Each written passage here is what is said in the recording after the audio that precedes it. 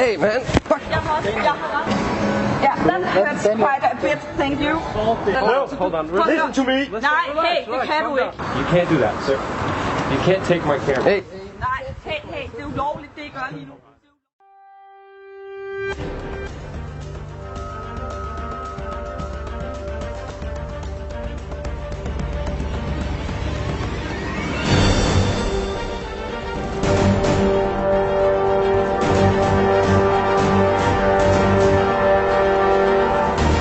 This is Lugudowski of We Are Change.org, and I'm joined by the one and only Dan Dix of PressForTruth.ca. And obviously, you guys heard we have been arrested here in Copenhagen, Denmark, for being journalists, I think. Now, we wanted to make this video to pretty much show you and tell you a lot of important things that happened when the cameras were not rolling. Now, Dan, do you want to just start it off here? Can you tell us how everything started? Because, you know, we got here, went to the Bilderberg Hotel at the Marriott.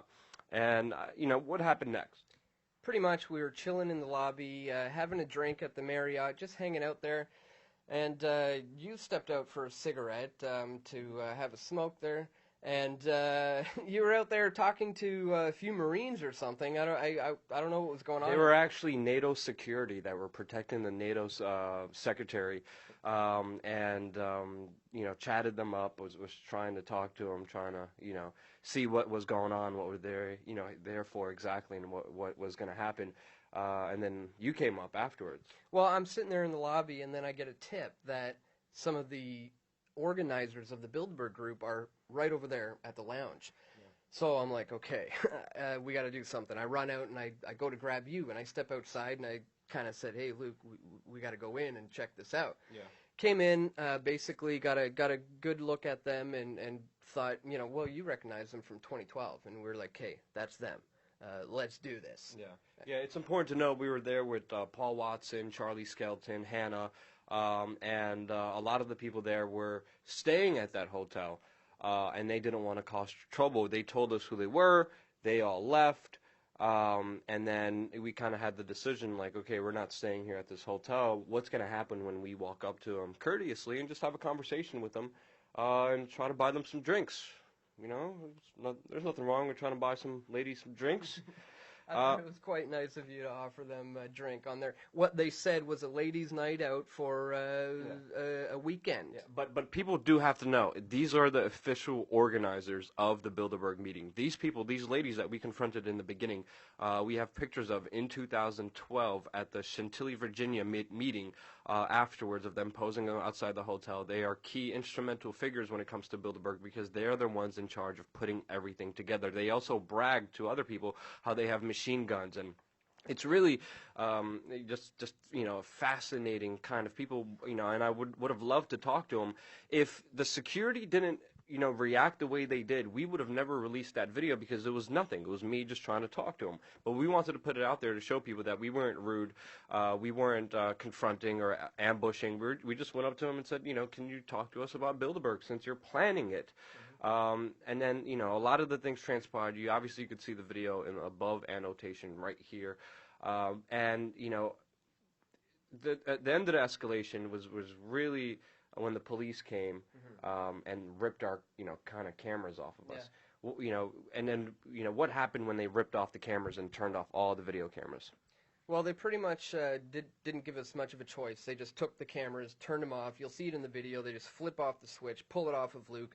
I grab it from out of my hands and put it on the ground. And then said that we're going to have to check your bags. We think that you guys might be, you might have drugs on you. No. They didn't say they have drugs on us. They said, you guys are being charged with possession of drugs. Right. And then we were like, drugs? Yes. And then he, what did he do? He said, well, you're all, so, and we looked at him and said, come on, man, you know we're sober. Yeah. This has nothing to do with drugs. There's no drugs around here. And then it changed into being about not being able to produce ID. I left my passport at the place I'm staying, and so I didn't bring it with me. And I said, no, I don't have any ID on me. So then they said, well, we're going to have to take you downtown to figure out who you are. Yeah, my issue was we never committed a crime. They made one up. As soon as the cameras are off, they're like, yeah, you guys are going to be charged with possession of drugs. And I'm like, holy crap. they're either going to set us up here one more time. They already turned off all the video cameras. These are people who set people up. People also have to understand a lot of these powerful people, especially when it comes to people like Mayor Bloomberg. I had a previous incident where Mayor Bloomberg's former mayor of New York City, Michael Bloomberg, his security guards locked me in an event, wouldn't let me leave, told me I was detained, came back later 15 minutes with a bunch of police officers, and they said, Luke, we told you to leave. Now you're charged for trespassing. That's what I thought they were doing at the Marriott recently, because then they could say, we asked you to leave when you didn't. I had video footage of the incident at the same time, but the police, when they took it, they deleted it. And this was back in the day. This time it was really worrisome because in the law here specifically states that police officers cannot take away your video camera.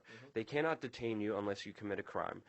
Even if you have suspicion of a crime, you only have to give your name, your birth date, and your address. You're not supposed to give out ID unless you committed a crime. If you're in suspicion, you just have to give off your name. So we were like, no, this makes no sense at all. The Danish police officer started screaming, trying to intimidate us and harass us. So it was a very confusing situation. What was your thought process? And Dan, what happened next? Well, the intimidation continued. I mean, they brought us down to the station and began frisking me, searching my bags, checking everything that we had. And I said, whoa, guys, hang on a second. Like, what's going on here? Am I under arrest or something? And they said, yes, you're under arrest. And I said, well, what for? And he said, failing to produce ID. And I talked to them, and I said, people don't have to produce their ID. Yeah. They don't have to have their papers. And he said, well, the Danish people maybe not, but you're a foreigner, so you do. And so they stuck with that and said that's the reason why, that I was being frisked and arrested and put in this cell that had concrete walls and a wooden hard bench, and it felt like we were in an insane asylum. Yes, it really did. White walls everywhere. Usually when you're in jail, they put you with other people. You get to talk and socialize and have a little bit of life there. But literally, it was like an insane asylum. White walls everywhere and this wooden frickin' bench that was impossible to sleep on. I was half sleeping, half laughing my ass off in jail. But then as we were in jail, we were in separate cells. We weren't together. In individual, it was like, solitary confinement places. We were there for a couple hours. But very interesting story. When me and Dan were in our separate holding cells, we didn't know what was happening to each other. So what were you hearing in your cell, in this totally, whited out room with no windows, no way of knowing anything? You just hear voices. What voices? What did you hear? I heard voices, so all of a sudden I'm lying down in there. We're in there for a couple hours, so I get up and I hear them, and I hear, you're an international traveler. And they're speaking English. Yeah. They're Dutch. Their English sucked for these kind of police officers. We kind of have to use sign language sometimes. They weren't speaking English in there at all. And then all of a sudden, this loud English voice outside our cells goes, you're an international traveler, and then he eventually got to the point, drop your pants. And I'm sitting there thinking, are they talking to Luke out there? And are they actually strip searching him right now, right outside the cell? And I believe you thought they were maybe talking about me. I was sitting there, I was like, oh man, this is going to get really interesting. I was like, what the hell is going on? I was like, poor Dan is banned from Denmark. I'm like, I wonder if they're going to do the same to me. And we're sitting there, and then once you're in this kind of like room where there's like nothing, time goes by so slow. There's nothing to look at. There's nothing to interact. There's just white walls everywhere. You just have to kind of entertain yourself. You're like thinking like, okay, we're probably going to get deported. And then I was like, all right, that should be fine, whatever. But it was really, really fascinating. Finally, they let us out at like 2:00 in the morning, and then we came here right away. Before doing anything, we put together the videos that you can see on youtube.com/wearechange and also at pressfortruth.ca. Now, even though this incident happened, is it hindering you in any way, shape, or form? Are you affected by this in any way, shape, or form? Yes, I am affected deeply by the fact that it has brought more attention to the Bilderberg Group, and I am incredibly happy and pleased that it did so, and it managed to do so. I mean, I think if they were trying to silence the press, then their plan backfired, and they did, because there was people in that hotel, other reporters that will not be named, that had their footage willingly deleted. And seeing this, I was like, no, that is your intellectual property. And then, you know, the whole thing with private and not private. You know, we film everything for legal purposes because these people are criminal. They try to set you up. They do all these horrible things. And you have to be on top of things, and you have to keep everything documented. We documented our conversations. We weren't going to release them until they went so far as what they did. And, you know, we were in a public area, at a bar, at a business, and people have to understand that, you know, if we weren't filming, they could just put anything on us. And we were very lucky that other people we were there as well to watch our backs at the same time. But other people got their footage deleted and they left, which is, you know, which is whatever. I understand. Some people are staying there. We also got people kicked out of there. Out of that hotel by accident because they were talking to us before we had a nice conversation with the Bilderberg Steering Committee. How could we not? Yes.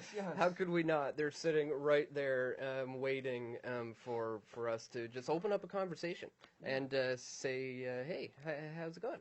Yeah. You know, hey, you're the Bilderberger, you know, organizers. You know, let's have a talk. Let's have a chat. There's all this mystery. There's all this like conspiracy theories out there. Let's put them to rest. Let's have a conversation. Let's have a dialogue. Let's find out what's going on. And who better to have that conversation with than the planners? And you saw how they acted. They covered up their faces. They made up excuses and lies about birthdays and couldn't even answer what happened with their balloons for their birthday parties. So it's very fascinating. Personally, this has invigorated me, even though I'm sick from the event. Physically, I am, you know, mentally invigorated, and I am ready. It's going to backfire because we're going to bust our ass. Dan does amazing work. Check out his work at pressfortruth.ca. Subscribe to this YouTube channel. Don't forget to like us. Check out all the links below. Make sure you follow us. And most importantly, I just wanted to say, if it wasn't for you guys calling in to the embassies and the consulates and supporting us and making this story go viral, we probably would have been charged with something. We were charged with nothing. We were released.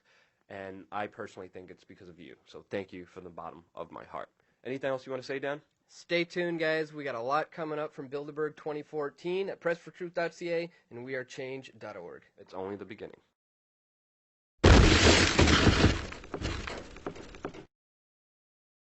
You will get to see every dollar that's spent on this project. We're going to penny pinch this thing until we can make an actual difference in this world. Help create something that will put the power back with the people. We are waking up to the robber barons and the big banksters who are looting this economy with the Federal Reserve. Well,